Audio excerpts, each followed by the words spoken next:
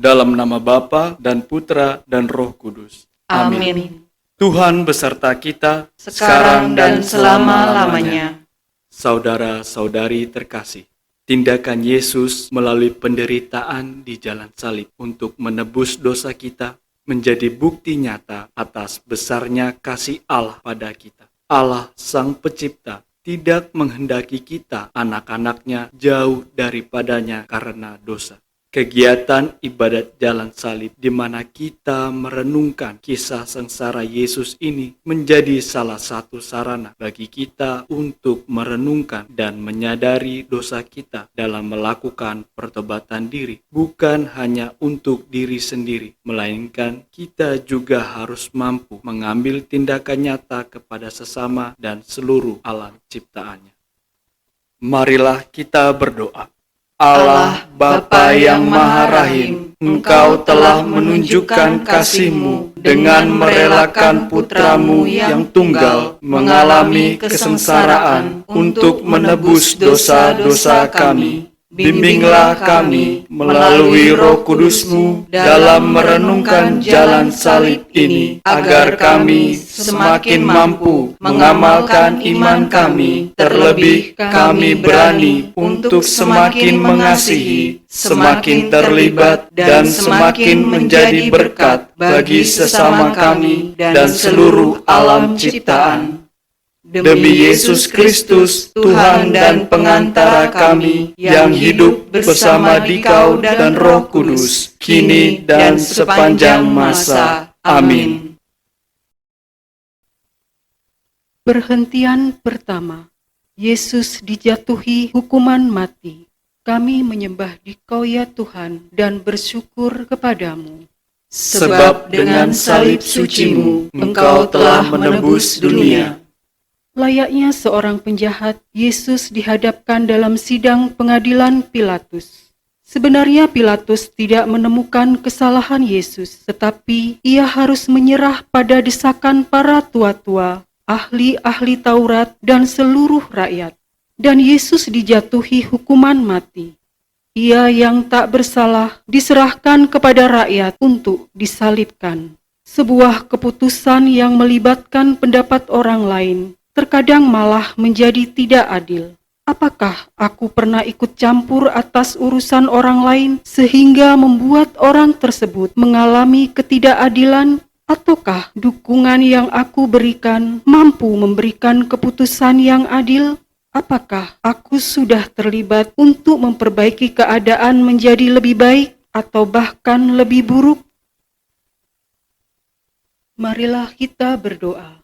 Tuhan Yesus Kristus, karena Pilatus mendengarkan pendapat orang lain, Engkau dijatuhi hukuman mati. Tolonglah kami agar berani terlibat, menjadikan hal-hal dalam kehidupan ini semakin lebih baik dan bukan sebaliknya. Sebab Engkaulah Tuhan kami, kini dan sepanjang masa. Amin.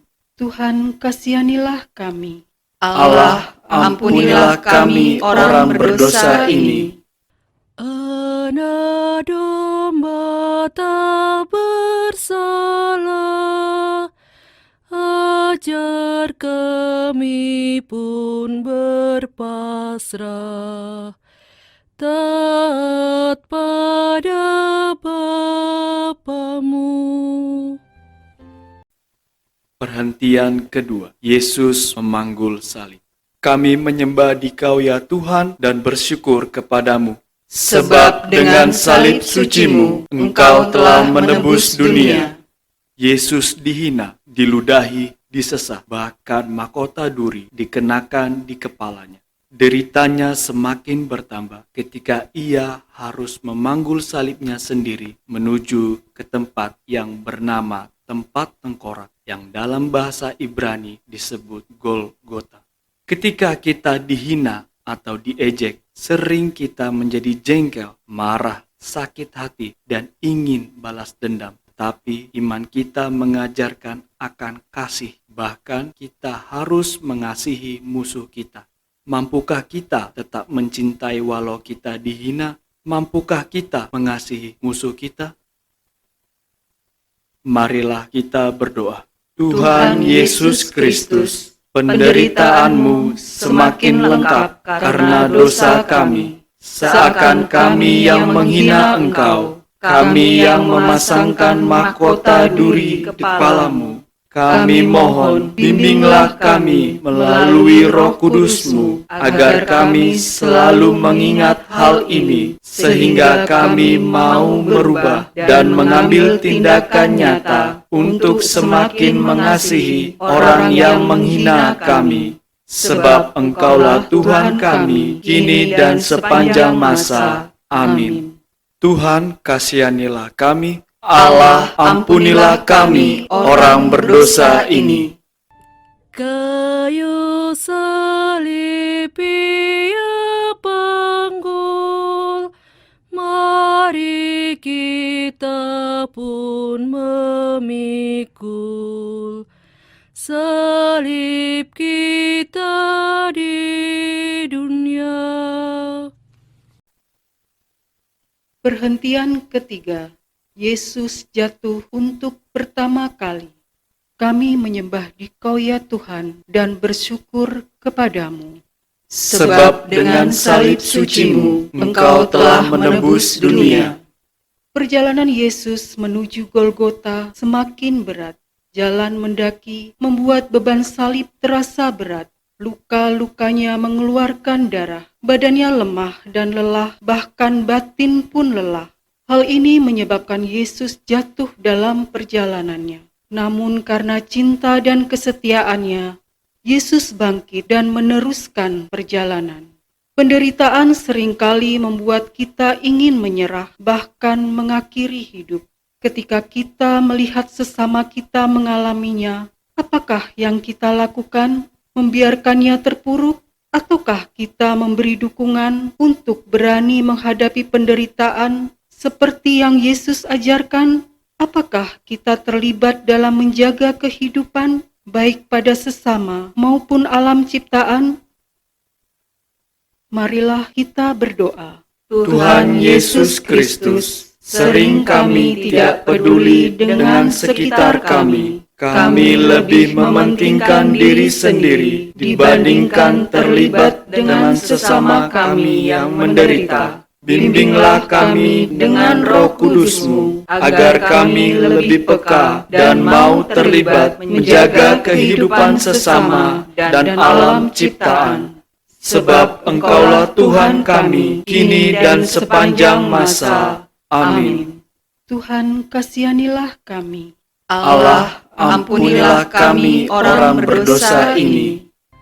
Tuhan Yesus, tolong kami bila kami jatuh lagi karena salib yang berat.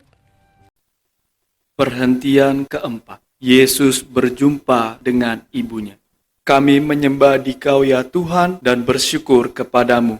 Sebab dengan salib suci-Mu, Engkau telah menebus dunia. Yesus ternyata tidak sendirian. Maria, ibunya, setia mengikutinya. Maria ada di pinggir jalan yang dilewati Yesus. Tatapan kasih bundanya meringankan bebannya, dan bagi Maria, dia ikut merasakan kesedihan dan beban penderitaan yang dialami putranya. Di masa pandemi karena virus corona, banyak orang yang menderita kehilangan pekerjaan, banyak perusahaan mengalami kemunduran, tidak ada order, banyak yang sakit, bahkan meninggal. Apakah yang sudah kita lakukan? Apakah kita juga terlibat ketika melihat sesama kita menderita? Apakah kita tetap bisa mengasihi sesama kita ketika kita sendiri sedang mengalami penderitaan? Marilah kita berdoa. Tuhan Yesus Kristus, Bunda Maria menunjukkan kasih-Nya kepadamu sekalipun dari pinggir jalan. Dia mau terlibat, ikut merasakan kesedihan dan penderitaanmu. Bimbinglah kami dengan Roh Kudus-Mu, agar kami mampu meneladan Bunda Maria menjadi pribadi yang sanggup mengasihi dan terlibat dengan sesama yang menderita. Sebab Engkaulah Tuhan kami, kini dan sepanjang masa. Amin. Tuhan, kasihanilah kami. Allah, ampunilah kami, orang berdosa ini. Oh Maria, Bunda Kudus, yang setia ikut Yesus, Kau teladan hidupku. Perhentian kelima, Yesus ditolong Simon dari Kirene. Kami menyembah Dikau ya Tuhan dan bersyukur kepadamu. Sebab dengan salib suci-Mu, Engkau telah menebus dunia. Yesus sudah semakin lelah memanggul beban salibnya. Simon dari Kirene yang baru datang dari luar kota dipaksa oleh para serdadu untuk membantu Yesus memanggul salib. Memikul salib adalah salah satu ciri sebagai pengikut Yesus. Tiap orang memiliki salib yang berbeda-beda. Ada yang berat, ada pula yang ringan. Tetapi bila kita saling menolong memikul salib, maka salib akan terasa lebih ringan. Maukah kita membantu sesama kita memikul salib yang berat? Maukah kita terlibat? Kita tidak pernah tahu bahwa dengan cinta kasih dan keterlibatan kita, sesama yang kita bantu akhirnya mampu memikul salibnya. Marilah kita berdoa. Tuhan Yesus Kristus, dengan pertolongan Simon dari Kirene, Engkau memberikan contoh, walaupun terpaksa, akhirnya beban salib-Mu terasa ringan. Bimbinglah kami dengan Roh Kudus-Mu, agar kami berani belajar seperti Simon, yang walaupun terpaksa tetap mau membantu sesama kami memikul beban salibnya. Sebab Engkaulah Tuhan kami, kini dan sepanjang masa. Amin. Tuhan, kasihanilah kami. Allah, ampunilah kami orang berdosa ini. Apapun yang Kau lakukan bagi para penderita, pada Tuhan berkenan.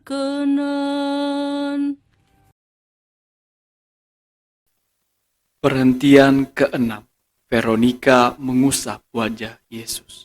Kami menyembah Dikau ya Tuhan dan bersyukur kepadamu. Sebab dengan salib suci-Mu, Engkau telah menebus dunia. Wajah Yesus penuh darah dan keringat, matanya sulit untuk melihat dengan baik. Veronika melihat itu dan dengan berani ia mendekati Yesus dan menyeka wajahnya. Karena sikapnya yang tulus, Yesus menghadiahi gambar wajahnya. Perbuatan sekecil apapun, semudah apapun, jika dilakukan dengan tulus, pasti akan ada hadiahnya. Apakah kita mau menjadi seperti Veronika yang dengan berani mau terlibat dalam penderitaan Yesus?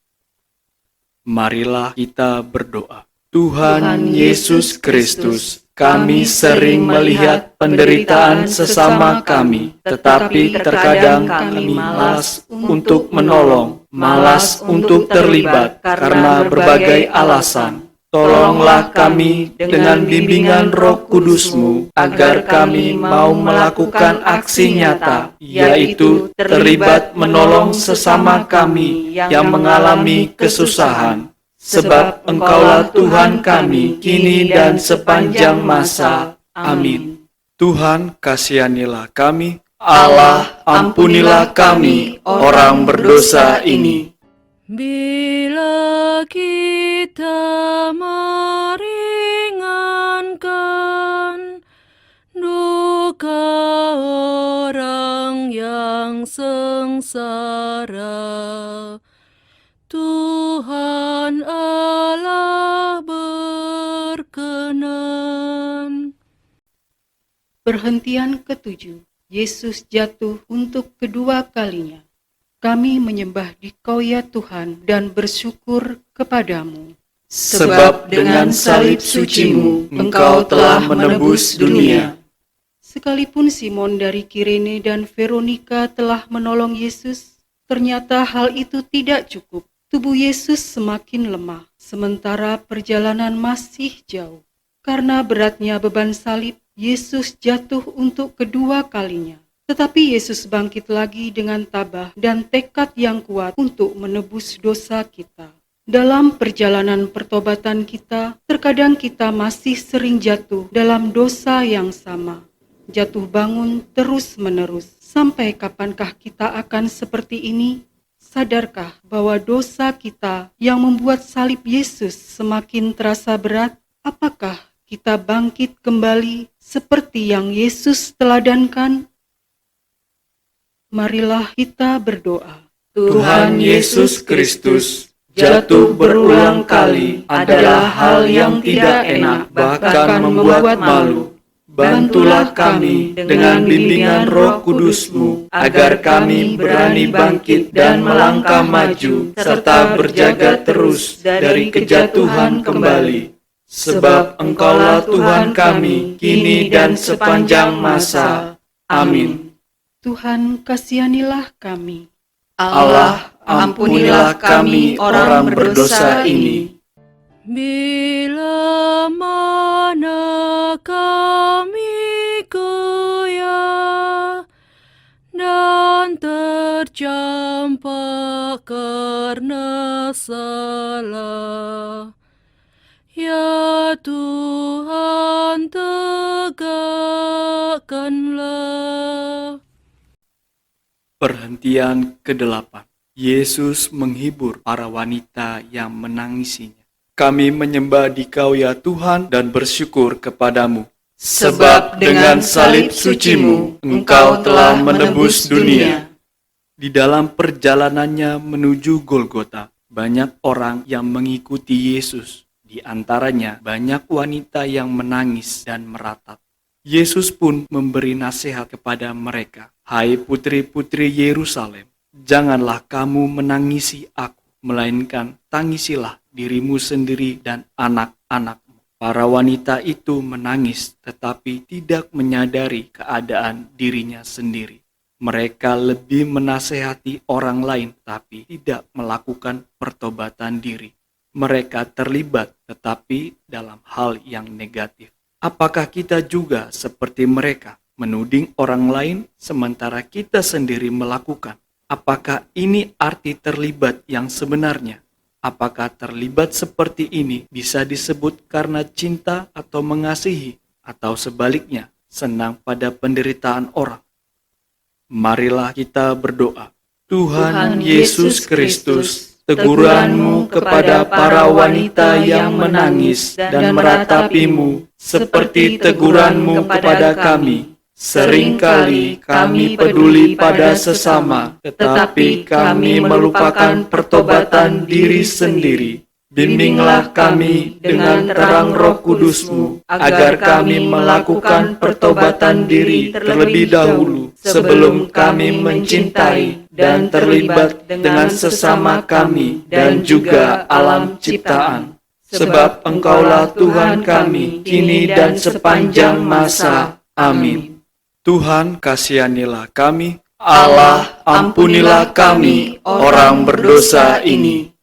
Dalam tobat yang sejati, kini akan ku ratapi dosa dan pelanggaran.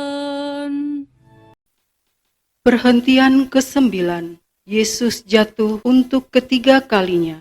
Kami menyembah Dikau ya Tuhan dan bersyukur kepadamu. Sebab dengan salib suci-Mu, Engkau telah menebus dunia. Di tengah cuaca yang terik semakin panas, Yesus sungguh-sungguh sudah kehabisan tenaga. Jalan yang semakin menanjak ditambah luka-lukanya yang mengucurkan darah semakin memperberat penderitaannya. Tubuhnya tak kuat lagi menahan beratnya salib. Yesus jatuh untuk ketiga kalinya. Tetapi sekali lagi, besarnya cinta pada manusia dan ketaatan pada Bapanya membuat Yesus untuk bangkit lagi. Kekuatan cinta Allah pada kita itulah yang memberikan kekuatan pada Yesus untuk bangkit. Apakah kita juga mempunyai cinta sebesar itu untuk berkorban bagi sesama yang membutuhkan? Seringkali kita akan menjawab, tidaklah mungkin menyamai besarnya kasih Allah yang tanpa batas, karena kita hanyalah manusia biasa. Tetapi apakah kita berani mencoba untuk melakukannya? Marilah kita berdoa. Tuhan Yesus Kristus, cinta-Mu yang tiada batas tak akan mungkin kami tandingi, tetapi kami tetap percaya dengan pertolongan rahmat-Mu dan bimbingan Roh Kudus-Mu, kami akan mampu belajar dan mencoba meraihnya. Sebab Engkaulah Tuhan kami, kini dan sepanjang masa. Amin. Tuhan, kasihanilah kami. Allah, ampunilah kami orang berdosa ini. Bila hatiku gelisah karena dosa dan derita, tangan-Mu ulurkanlah. Perhentian ke-10. Pakaian Yesus ditanggalkan. Kami menyembah Dikau ya Tuhan dan bersyukur kepadamu. Sebab dengan salib suci-Mu, Engkau telah menebus dunia. Saat tiba di Bukit Golgota, penderitaan Yesus belumlah berakhir. Para serdadu dengan kasar menanggalkan pakaian Yesus. Luka-luka kembali berdarah karena gesekan pakaiannya, dan yang paling menyedihkan, Yesus dipermalukan. Ia ditelanjangi di muka umum. Saat itu, Yesus menjadi manusia yang paling hina, manusia tanpa martabat. Dalam perkembangan dunia yang semakin carut-marut ini, sering kita mendengar keadaan menyedihkan di mana manusia tidak lagi menjaga martabatnya, menjaga kemurnian tubuhnya sebagai bait suci Allah. Apakah kita salah satu yang termasuk di dalamnya? Jika tidak, apakah yang sudah kita lakukan terhadap kondisi ini? Apakah kita terlibat untuk mengajak sesama kita, terutama generasi muda, untuk menjaga kemurnian? Marilah kita berdoa. Tuhan Yesus Kristus, kami sering lalai menyadari tubuh kami adalah bait suci-Mu. Kami mohon bantuan Roh Kudus-Mu untuk selalu mengingatkan kami dan menumbuhkan tekad dan aksi nyata untuk terus mau belajar, menjaga kemurnian diri kami menuju kesempurnaan seperti Engkau sempurna adanya. Sebab Engkaulah Tuhan kami, kini dan sepanjang masa. Amin. Tuhan, kasihanilah kami. Allah, ampunilah kami, orang berdosa ini. Pakaian-Mu dibagikan, martabat-Mu direndahkan. Kau tinggikan harkatku. Perhentian 11. Yesus disalibkan. Kami menyembah Dikau ya Tuhan dan bersyukur kepadamu. Sebab dengan salib suci-Mu, Engkau telah menebus dunia. Penderitaan Yesus masih terus berlanjut. Para prajurit menjampakkan tubuh Yesus ke tanah, menembusi tangan dan kakinya dengan paku pada kayu salib, palang penghinaan. Ini adalah saat yang benar-benar mengerikan. Kemudian salib itu ditegakkan. Namun sekalipun tangannya terpaku dan menanggung berat beban tubuhnya, Yesus masih sempat mendoakan para serdadu. Bapa, ampunilah mereka, karena mereka tidak tahu apa yang mereka perbuat. Menerima sikap yang tidak adil, tidak memiliki kesalahan, tetapi dihukum, menjadikan kita dendam dan sakit hati. Apakah ini selaras dengan ajaran iman kita tentang kasih? Apakah kita bisa mengampuni sampai 70 kali 7? Marilah kita berdoa. Tuhan Yesus Kristus, kami mau meneladani sikap-Mu, mengampuni yang bersalah dan membawa ketidakadilan kepada kami. Dengan pertolongan Roh Kudus-Mu, ajarilah kami dan berikan kami kekuatan untuk melakukannya. Sebab Engkaulah Tuhan kami, kini dan sepanjang masa. Amin. Tuhan, kasihanilah kami. Allah, ampunilah kami orang berdosa ini. Dari salib Kau melihat, tak terbilang yang menghujat. Berapakah yang taat?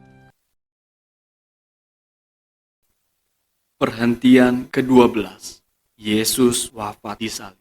Kami menyembah Dikau ya Tuhan dan bersyukur kepadamu. Sebab dengan salib suci-Mu, Engkau telah menebus dunia. Sudah jam 12 siang ketika kegelapan mulai meliputi daerah itu. 3 jam lamanya dalam kondisi gelap, Yesus mengalami kesakitan dan ketakutan, bahkan merasa sendirian. Saat itulah Yesus berseru kepada Bapanya, "Allahku, ya Allahku, mengapa Engkau meninggalkan daku?" Dan tepat jam 3 siang, Yesus menyerah dengan berkata, "Ya Bapa, ke dalam tangan-Mu kuserahkan nyawa." Sesudah berkata demikian, Yesus wafat.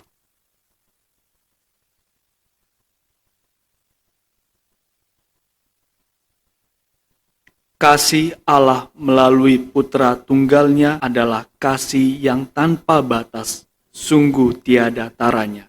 Cinta yang tulus diberikannya kepada para sahabatnya, bahkan juga para musuhnya.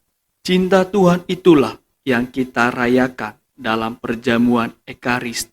Semoga kita selalu mengalami pembaruan cinta setiap hari agar semakin mengasihi sesama kita dan alam ciptaannya. Marilah kita berdoa. Tuhan Yesus Kristus, karena begitu besarnya cinta-Mu bagi kami, Engkau setia dan taat pada kehendak Bapa untuk menebus dosa-dosa kami. Ajarkan kami untuk setia juga mengamalkan kasih-Mu yang tanpa batas itu kepada sesama kami dan seluruh alam ciptaan dalam perjalanan hidup kami. Sebab Engkaulah Tuhan kami, kini dan sepanjang masa. Amin. Tuhan, kasihanilah kami. Allah, ampunilah kami, orang berdosa ini. Biji mati menghasilkan buah yang berkelimpahan. Wafat-Mu menghidupkan. Perhentian ke-13. Yesus diturunkan dari salib. Kami menyembah Dikau ya Tuhan dan bersyukur kepadamu. Sebab dengan salib suci-Mu, Engkau telah menebus dunia.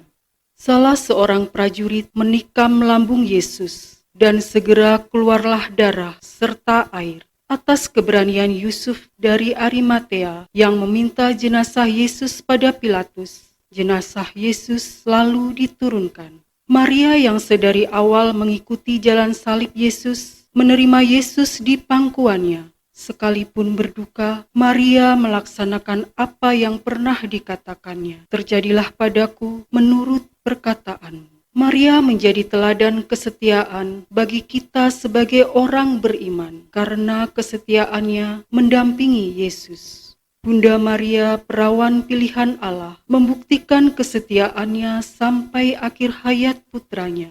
Setia pada perkara kecil, maka kita akan diberikan kepercayaan akan perkara besar. Apakah kita setia pada iman yang kita percayai, ataukah hanya terucap di mulut? Apakah kita setia mengamalkan ajaran iman kita kasih? Apakah kita sudah terlibat menjadi saksi dengan tingkah laku dan perbuatan kita? Marilah kita berdoa. Tuhan Yesus Kristus, teladan Bunda Maria, membuat kami sadar kelemahan kami. Kasih yang setia, yang menjadi ajaran iman kami, sering hanya menjadi ucapan kosong belaka. Bimbinglah kami melalui terang ilahi, agar kami setia dan penuh kasih, seperti yang telah diajarkan Bunda Maria. Sebab Engkaulah Tuhan kami, kini dan sepanjang masa. Amin. Tuhan, kasihanilah kami. Allah, ampunilah kami orang berdosa ini.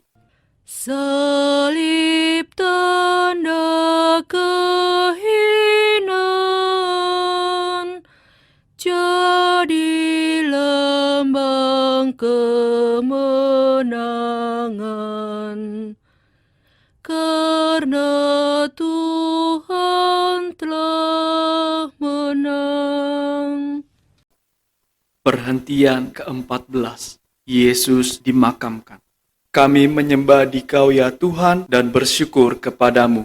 Sebab dengan salib suci-Mu, Engkau telah menebus dunia. Sebab hari Sabat akan mulai, para murid merawat jenazah Yesus, mengafaninya dengan kain lenan dan meminyakinya menurut adat orang Yahudi. Lalu jenazah Yesus dibaringkan dalam sebuah kubur baru di dekat tempat Yesus disalibkan.